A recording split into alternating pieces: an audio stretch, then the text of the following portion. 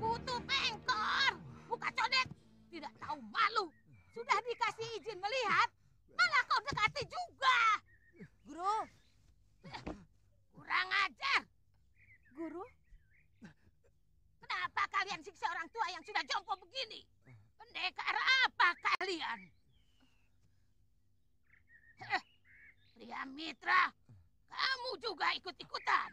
dia yang telah membunuh bapak saya, guru. Apa ini? Ora jelas. Kutu-kutumu kok meroyok aku.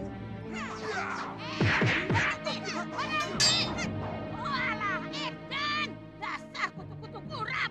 Anak-anak kualat, kalian rupanya minta dihajar ya? Nyai, Lokahita adalah adik saya, Nyai. Pendekar cabul ini memang pantas untuk direncah ramai-ramai. Apa kalian masih mau melawan? Setelah keadaannya sudah jompo seperti ini. Contoh yang guru sebutkan hanya untuk manusia. Makhluk itu bukan manusia, guru. Apa?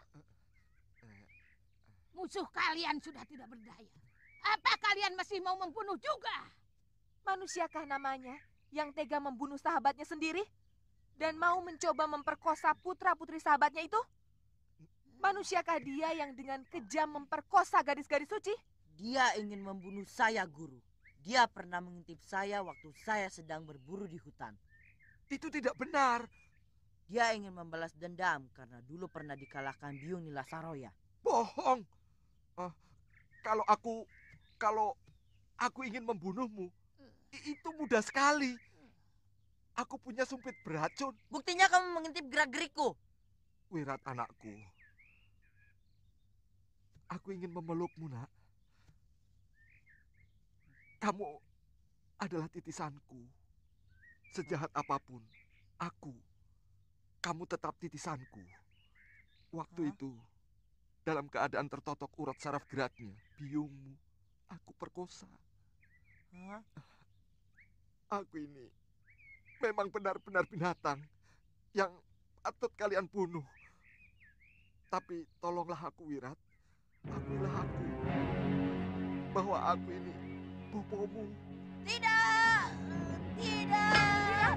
Wirat! Aku bopomu, Wirat. Tidak! Aku ini bopomu. Wirat! Tidak! Kamu memang binatang busuk, Sudamani. Kamu telah menyiksa perasaan anak kecil ini. Berkaca dulu, Sudamani. Siapa yang sudi menjadi anak dari manusia bejat seperti kamu? Bahkan di demit pun tidak akan sudi. Maaf, Nyai. Kalau Nyai masih melindungi manusia busuk itu, Nyai akan menjadi musuh saya. Bicaramu memang lancang, pria Mitra. Kalian memang kutu-kutu anjing sambil menempun bisa kupitas kalian. Tunggu, berhenti. Kurang ajar. Ini juga. Sudah kubilang, jangan dekati anak di Lasaroya. Tapi dasar gablek kamu. Lokahita itu memang benar. Demit manapun malu menjadi anakmu. Jangan begitu, toh. Niatku baik, Durgandini. Aku ingin bertobat. Aku ingin memperbaiki kejahatan yang telah kulakukan. Tidak usah. Kalau kamu ingin bertobat, perbaiki saja cara hidupmu. Dengan menolong orang-orang yang lemah. Dasar gendeng. Songo. Ya. Ya. Kakak. Waduh. Susah sekali mau jadi orang baik. Dewa, kamu lihat sendiri kan? Aku niat berbuat baik, malah dikeroyok. Jangan salahkan aku loh. Kalau suatu saat aku kembali jahat. Wirat, Aku manusia busuk, darahku darah busuk, darah bajingan tengik. Wirat, jangan dengarkan mulut pendekar cabul itu. Kamu putra Nila Saroya, pendekar agung yang sangat perkasa. Tapi bajingan itu yang telah mengambil biung. Aku anak busuk hasil perkosaan, tahu? Wirat, kalau kamu masih teriak-teriak seperti itu, aku tidak mau lagi jadi kekasihmu. Buat apa aku punya kekasih seorang lelaki cengeng? Lelaki yang tidak mampu menghadapi persoalannya sendiri dan mudah putus asa. Bagaimana mungkin lelaki seperti itu akan mampu melindungi kekasihnya? Bibi tidak biji sama Wirat yang boponya telah membunuh bopo Bibi sendiri. Kenapa Bibi harus membencimu? Setiap orang membawa takdir dan karmanya sendiri-sendiri. Banyak raja yang adil dan bijaksana, tapi anaknya tumbuh menjadi tukang perkosa dan memeras rakyat. Sebaliknya, tidak sedikit anak seorang durjana, rampok jahat, yang anaknya tumbuh menjadi prajurit sejati pembela kebenaran. Itu tergantung dari kehidupan yang mempengaruhi anak itu. Ngerti?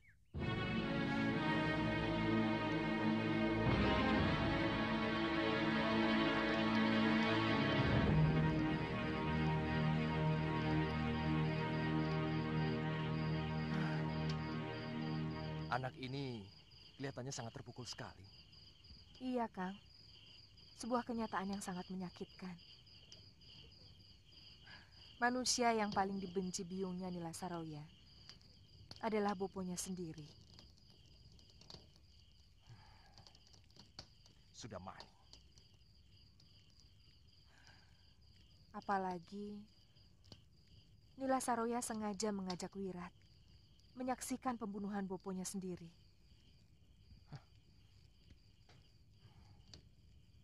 Yang penting, jangan pernah kamu menyinggung secuil pun tentang pendekar cabul itu. Biarkan kejadian tadi siang merupakan mimpi buruk yang akhirnya bisa dilupakan oleh Sudawirat.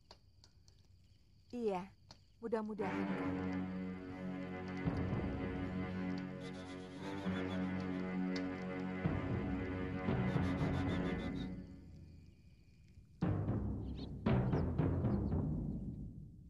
Langsung ceritakan. Genap 7 pekan, Galuh menjalani tenungan dan berakhir setelah dimandikan di sumur Gunung Raga Jebangan. Sehingga dia boleh kembali Gusti Prabu. Saya cemas kalau siluman serigala itu berani mengganggu lagi Kanda Prabu.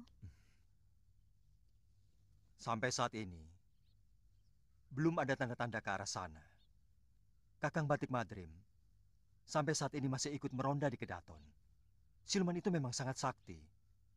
Mungkin mereka memiliki ajian rawa rontek atau sebangsanya.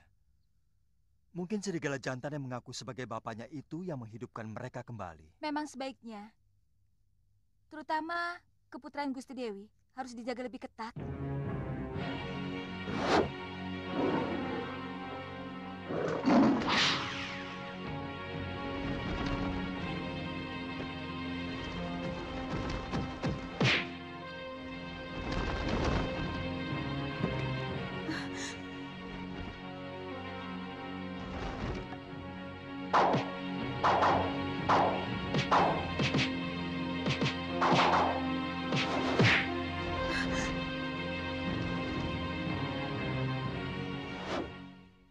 Sekeliling Kedaton telah ditebar mantra basmayan oleh para pedanda dan juga para resi.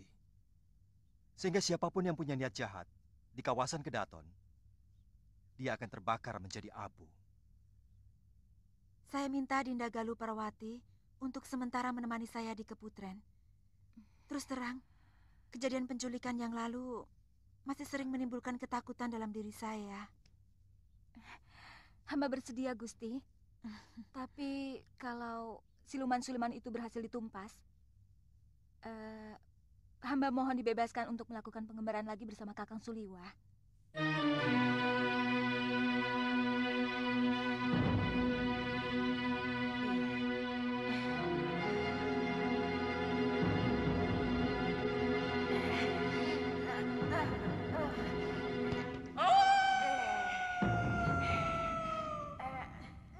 Bopo melihat mereka di hutan Raja Malawapati. Kita harus bergerak ke Nanga. Kita ringkus tabib lembah 1000 bunga itu. Saya pikir cukup saya, Bopo. Saya hanya mau menagih janji. Kalau kekasihnya sudah lepas dari tenungan saya, dia akan memberikan butir tablet ke-7 untuk Dinda Kantil. Kenapa tidak kau hancurkan saja Kenanga? Dia telah menghancurkan rencana Bopo. Mengundang Prabu Dewata Cengkar untuk menghancurkan Malawapati. Jangan dulu, Bopo. Jangan. Kesaktian kami belum bisa sempurna kalau Dinda Kantil belum sembuh, Bopo. Kami tidak akan mampu menggunakan ajian selendang 3 bidadari tanpa Dinda Kantil. Dan tanpa ajian itu, mana mungkin kita bisa mengalahkan Prabu Angling Dharma?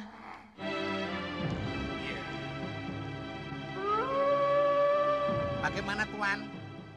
Kalau kamu ikut terus dalam pengembaraan kami, maka kami tidak bisa dikatakan sebagai sepasang pendekar. Wong ada kamu. Saya ini kan ibaratnya punokawan, toh Tuan. Zaman dulu, setiap kesatria itu punya punokawan. Seperti Raden Harjuno. Punokawannya malah banyak. Ada Semar, Gareng, Petruk, dan Bagong. Demikian kesatria yang lain. Tapi Raden Harjuno ya tetap Raden Harjuno. Itu kan masalahnya lain. Kalau kami ini pendekar yang harus mempunyai julukan. Contohnya seperti, Arjuna. Julukannya kan Lelananging Jagat. Kalau aku dan Galuh Parwati, julukannya sepasang pendekar dari Sugaluh. Kalau ada kamu, jadinya bukan sepasang namanya, tapi 3 sekawan. Ngerti? Tuan, punokawan itu biasanya tidak pernah dihitung. Ibaratnya seperti ketimun buncret. Biar jumlahnya 12, tetap dihitung 10. Karena yang 2 buncret, cret. Terus terang aja, Tuan takut terganggu toh. Takut kalau lagi asik-asikan dengan ini Galuh. Takut terganggu sama saya kan? Terganggu toh? Ya toh? Saya kan belum kawin. Saya bisa merem. Sumpah, saya merem. Saya kan belum nikah, memangnya mau diapain Galuhnya? Atau Tuan dan Nini Galuh tidak usah menganggap saya ada. Ya Tuan ya. Sudah. Yang penting saya jangan ditinggal sebatang kara, Tuan ya. Nah, kan jatuh. Ya, saya ambilkan ya. Tidak usah.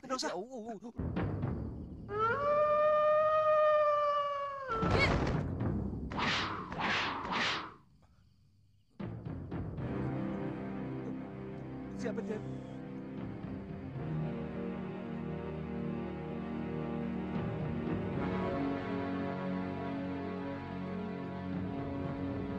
Kamu sih.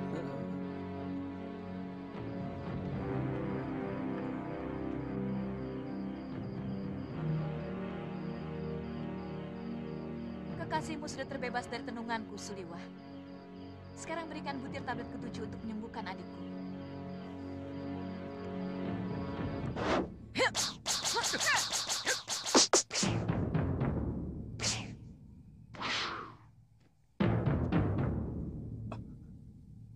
Galuh!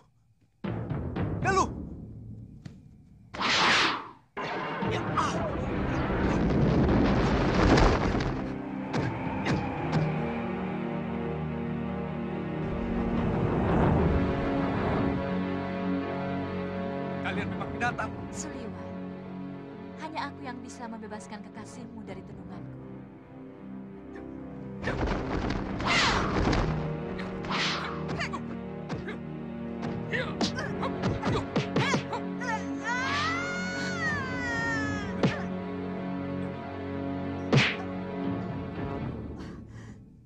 Lihat adikmu Kenanga. Dia telah menelan pil racun. Dan hanya aku yang mampu memberikan penawarnya.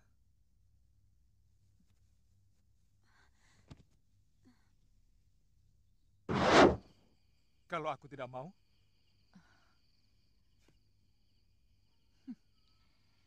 apa kamu tidak lagi menjadi seorang kesatria, anak muda?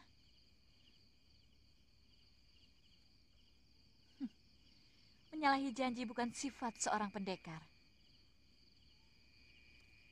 Sementara Apa yang kukatakan tentang tenunganku, semuanya adalah benar.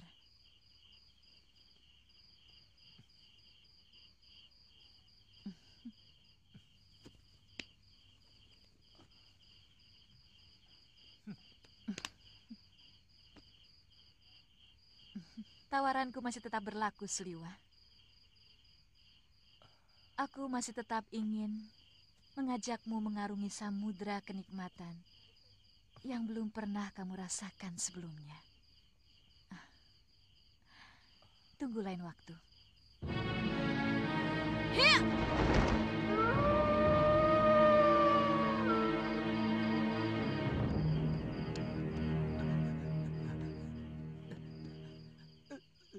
Siapa tadi, Tuan?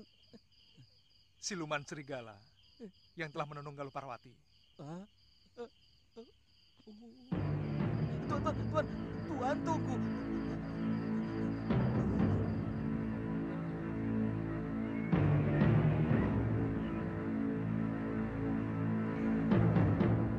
Terima kasih atas kebaikan Bopomu, Padmasari. Tapi mungkin kami tidak bisa tinggal di sini. Sepertinya agak kurang sreg kami tinggal di sini. Tidak enaklah kakak saya sendiri di sini istilahnya menumpang, walaupun di rumah istri. Jangan begitu loh, Kahita. Murid padepokan yang jelas orang lain, semuanya tinggal di sini. Itu lain, Padma. Murid tinggal di padepokannya adalah kewajiban. Sementara kami... Ya tidak apa-apa toh. Sebenarnya kalian mau kemana? Saya tidak tahu, tapi untuk sementara kami akan tinggal di rumah Empu Lingsir. Guru Sudawirat. Saya tidak bisa menghalangi kamu. Itu semua adalah hakmu. Sebenarnya, sebelum kamu mempunyai suami, sayalah yang bertanggung jawab atas keselamatanmu, Lokahita. Oh, Paman Pria Mitra tidak perlu mencemaskan bibi Lokahita. Saya akan selalu menjaganya.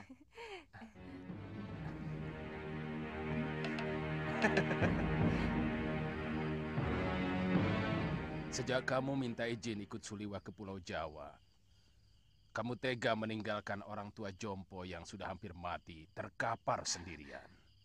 Kakek jangan bicara begitu. Tantri masih muda, Kek. Apa harus sampai mati terpenjara di pulau sepi seperti ini? Di sini, aku tidak pernah merasa kesepian. Karena aku bisa mencintai setiap sudut keindahan yang ada di pulau ini. Suara ombak bagiku adalah musik abadi yang menenteramkan jiwa. Lenggang-lenggok daun nyiur adalah penari-penari alam yang begitu lentur dan memukau. Di sini mataku terbuka untuk bisa mengagumi kebesaran Sang Pencipta alam semesta. Di sini kesombongan manusia akan terkikis manakala datang badai menggempur pantai yang menjadikan manusia menjadi begitu kecil. Kek, kehidupan kami di Kalinggapura sudah menjanjikan ke arah sana. Pangeran Danurweda telah menjanjikan kedudukan yang baik untuk Kakang Aditya dan Bopo Aji Santa. Aji Santa? Hah? Jangan sebut nama itu di rumahku. Kakek, kenapa? Dia Bopo kandung saya, suami Biyung. Dia yang telah membunuh biungmu. Dia menelantarkan biungmu sampai mati mereras. Karena dia tergila-gila dengan perempuan lain dan meninggalkan pulau Momongan ini. Itu tidak benar, Kek. Biyung mati mereras karena kakek mengusir Bopo yang tidak mau menjadi pengganti kakek sebagai demang di pulau ini. Bertahun-tahun Bopo menderita, menyepi di ujung pulau Jawa. Apa? Racun? Lelaki jahanam itu telah meracuni pikiranmu. Tidak. Bahkan sampai saat ini, Bopo memantangkan diri untuk kawin lagi karena Bopo sangat mencintai Biyung. Bohong! Dusta! Kamu telah berani menentangku, Tantri. Kamu telah diracuni si Aji Santa, si jahanam itu. Tidak. Demi kebenaran, saya tidak diracuni siapapun. Kakek yang telah diracuni oleh kemarahan yang membabi buta. Diracuni oleh sikap berkuasa dan mau menang sendiri. Tantri!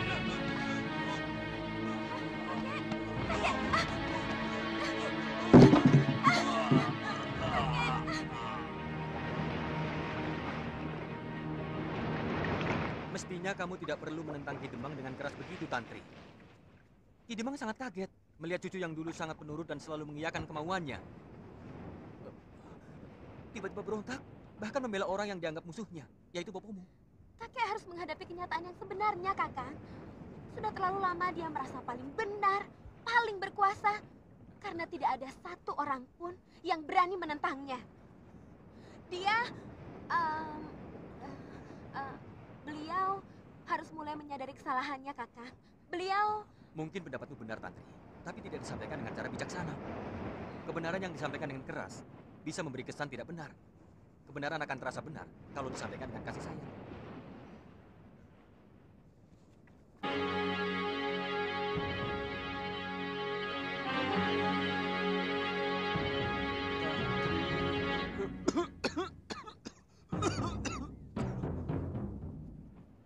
Tantri, saya tidak setuju kalau kamu berniat meninggalkan rombongan ini sekarang.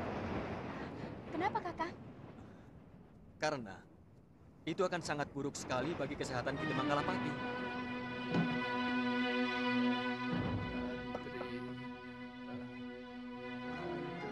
Demang? Demang memanggil Tantri? Panggil Tantri kemari, Brewo. Baik, Demang. Bagaimanapun sikap kakekmu, beliau adalah orang yang berjasa telah membesarkan kamu. Beliau adalah orang tua kedua yang harus kamu hormati. Selama ini saya selalu menuruti perintah kakek. Bahkan sampai kapanpun, beliau tetap saya hormati sebagai orang tua saya. Tapi saya tidak bisa terima kalau bopo saya selalu dijelek-jelekan. Tantri, dipanggil kakek. Paman?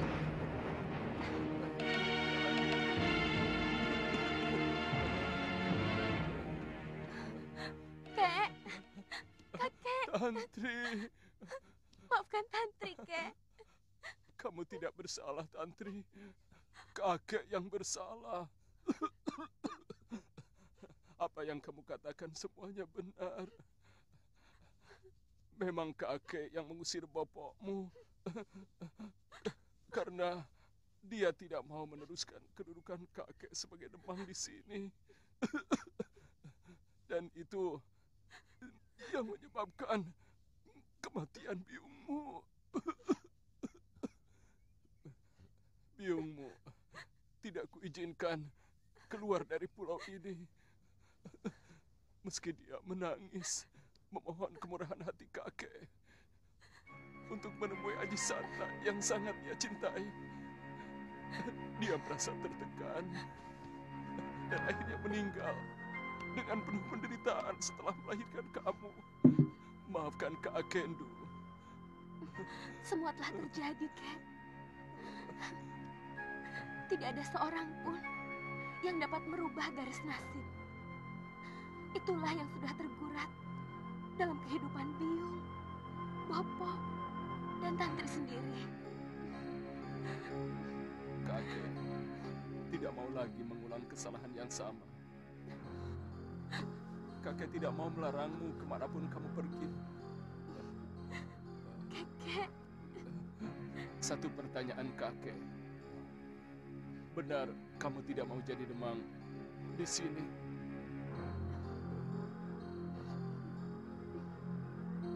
Nanti siapa yang menggantikan kakek? Mungkin Paman Brewok bisa membantu untuk menjalankan tugas-tugas kakek. Sesekali saya dan Kakang Aditya akan berkunjung kemari. Dan jangan lupa, sebenarnya Kakang Siliwa dan Galuh Parwati juga berhak atas pulau ini. Karena mereka pernah menaklukkan kita. Iya. Oh iya. Kek. Sebelum kalian meninggalkan pulau ini, maukah kamu memasakkan makanan yang paling kakek sukai? Iya, nasi liwet pakai air kelapa, panggang ikan dan panggang kambing dengan sambal jeruk. Enak, kakek mau ya? Iya, iya.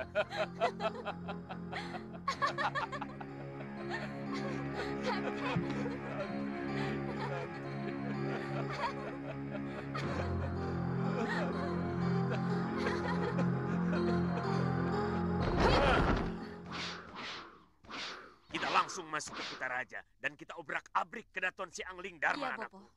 Kali ini aku tidak mau main-main. Raja itu betul-betul sakti, Bopo. Begitu juga patihnya. Ya. Aku pernah melawan dia. Waktu itu hampir mereka bisa kami taklukkan. Kami, Bopo? Ya, dengan rakyat Dewata Cengkar, aku mengarang cerita bahwa Angling Dharma itu keturunan Ajisaka.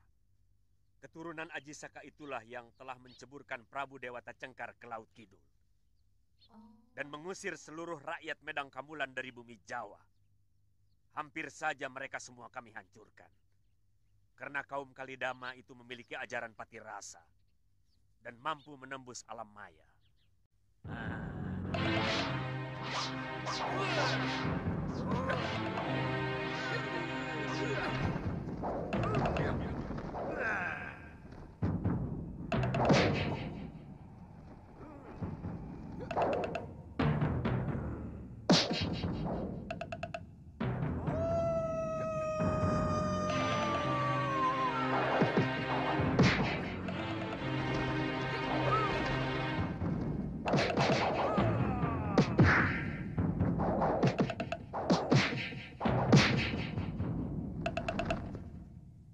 Lalu bagaimana bisa kalah?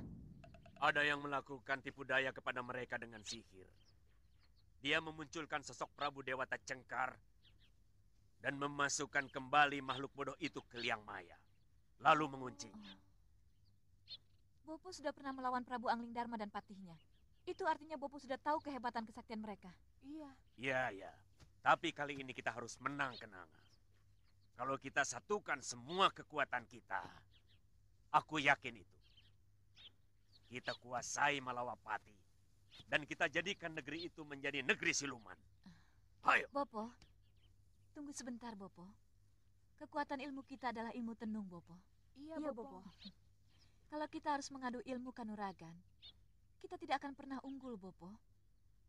Terbukti bagaimana morat-maritnya negeri itu ketika Prabu Angling Dharma Kutenung menjadi seekor burung belibis. Ayo, Bopo. Ayo.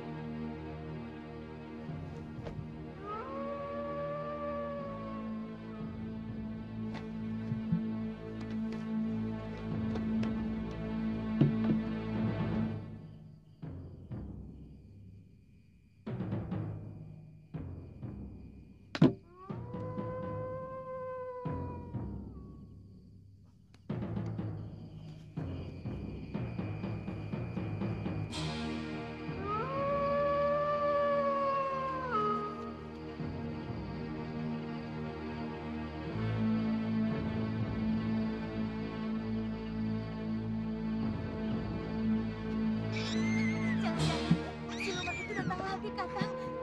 Tanda-tandanya sama. Dengar suara lolongan serigala bersahutan, Kang. Pokoknya apapun yang terjadi di luar, jangan keluar. Aku takut, Kang. Kakak juga takut. Ayo tidur.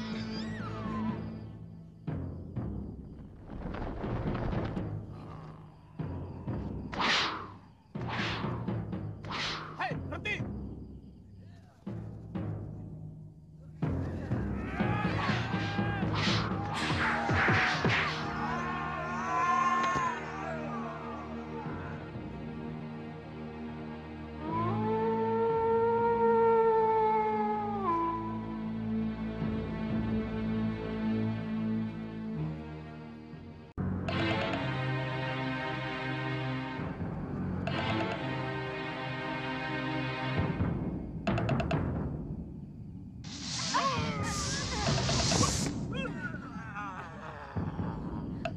Kurang ajar. Mereka memasang mantra mayat. Tunggu. Bobo mau melihat celah yang bisa kita lewati.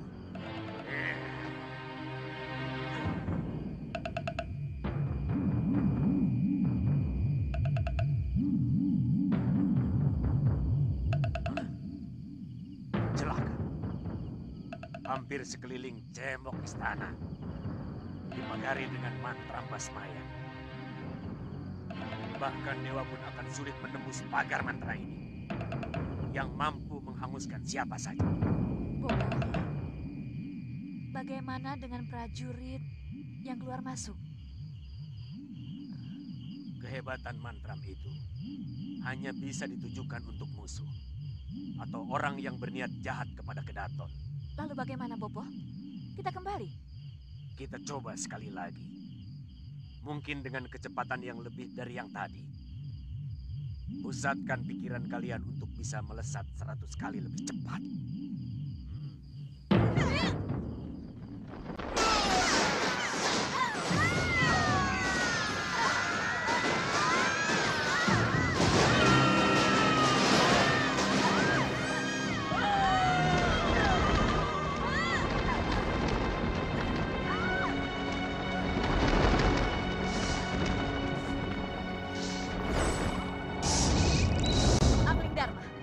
Kau tidak akan pernah bisa membunuh kami.